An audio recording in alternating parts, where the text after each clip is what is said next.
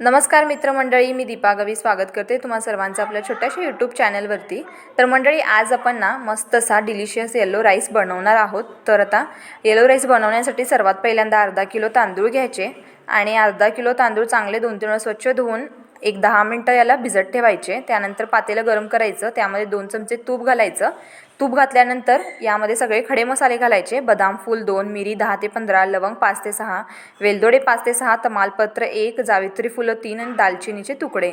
तर हे घातल्यानंतर चांगलं त्याला तुपामध्ये तळून घ्यायचं आणि मग त्यानंतर हळद घालायची, 1 चमचा किंवा अर्धा चमचा घालू शकता आणि त्यानंतर मग घालायचा राईस। तर राईस घालून याला चांगलं परतून घ्यायचं आणि सर्वात महत्त्वाची स्टेप, जेव्हा आपण यामध्ये पाणी घालू ना, ते पाणी गरमच असायला हवं। तर आता इकडे मी अर्धा किलोसाठी साधारणतः 5 ते 6 ग्लास पाणी घातलेलं आहे गरम, आणि गरम पाण्याने ना भात अगदी छान मस्त लागतो।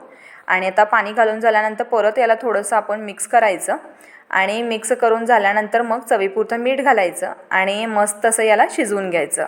तर अशा प्रकारे ना झटपट असा येलो राईस आपला तयार होतो आणि एकदा घरी तुम्ही नक्की करून बघा अशा प्रकारचा। काही खड्या मसाल्यानेच आपला भात जो आहे अगदी चविष्ट बनतो। आणि आशा करते की तुम्हाला हा व्हिडिओ आवडला असेल। व्हिडिओ आवडला की नक्की लाईक करा, चॅनलला सबस्क्राईब करा आणि शेअर करा। भेटू पुन्हा नवीन रेसिपीसोबत, तोपर्यंत स्वस्त रहा, मस्त रहा।